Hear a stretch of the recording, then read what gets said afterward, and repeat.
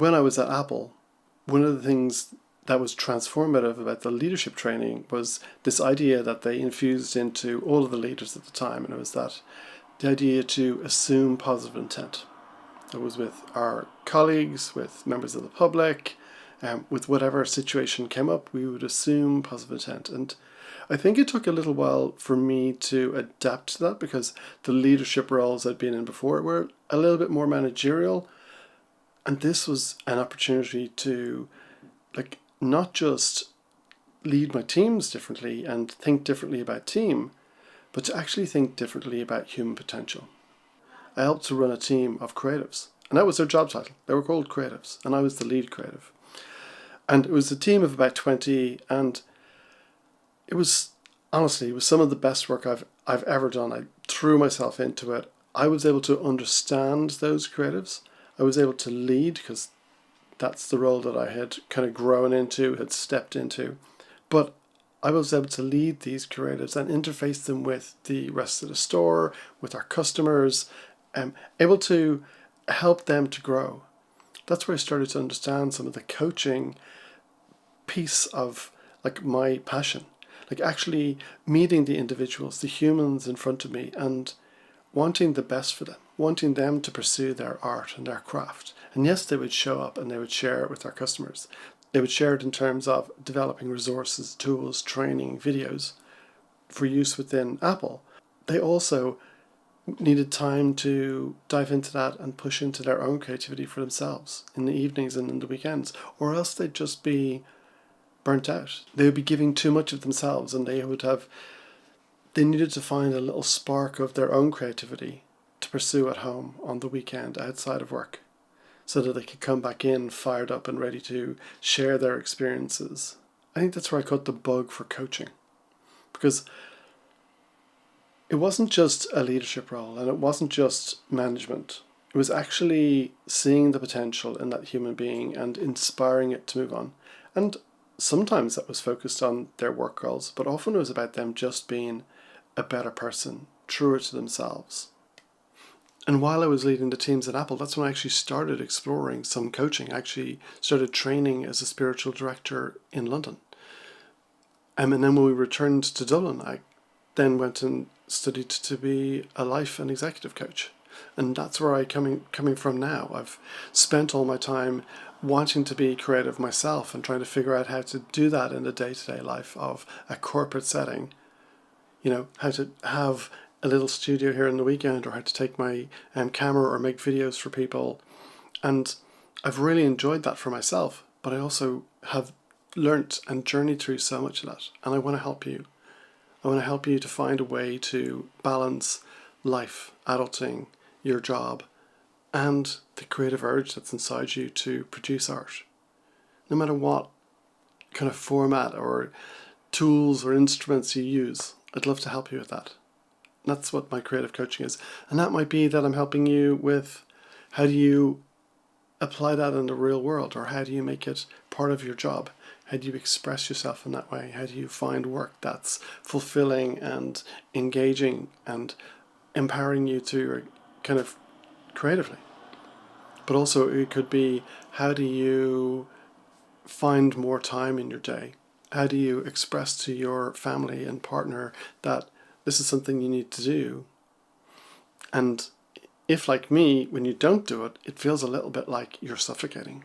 Like part of you is dying a little bit, little by little. And I don't think that's healthy or helpful. So let's help you move forward. Let's help you get out of that place. And that really lines up now with my intention about serving.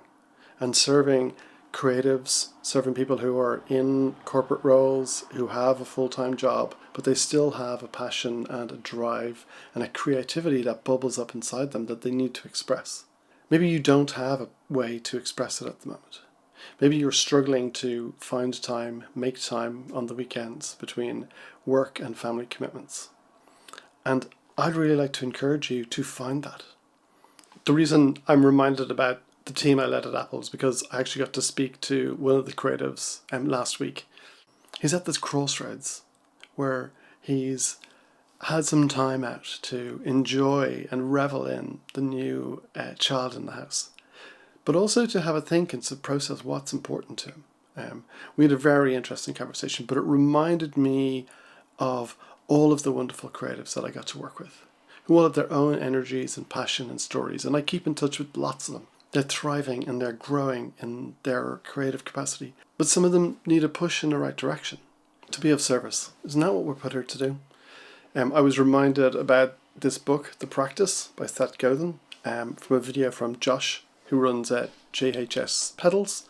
And Seth Godin, he said, the only way to be on the journey is to begin. And I know it's the start of 2025 and everyone's talking about beginning and new beginnings and restarting. But I believe that like when we're further on in life, when we're in our 40s or 50s or beyond, we're never starting afresh. You may pick up something new for the first time, and that's a beautiful experience and it's really helpful, but it feeds all the other areas of our life. When we're in our 40s and our 50s, we have so much experience. We have so much wisdom, so much knowledge. We've tried so many things. We also know ourselves. So intuitively, we know that there's something deep inside us that wants to push us forward, that's important to us. And I think it's really important to connect those things together and make sure that you are working towards the best version of yourself and making art and showing up. And I promise you that you will show up better for your friends, your family, for work, if you make that time for yourself to put in that energy and that drive into something worthwhile that comes out with a creative output. That's why I'm here to serve. I'm here to serve you. If you have that urge, that gumption, that little itch at the back of your head that says, I need to get back to music, photography, video, art, dancing, writing, whatever your expression is, you don't know how to tap into that or connect to it, I'm here to help. Please subscribe to these videos, and there's lots of other things I can offer. I am a creative coach, and a creative coach doesn't start with helping you to pick up your tool and to make it happen, but it's also how do you integrate that into your life?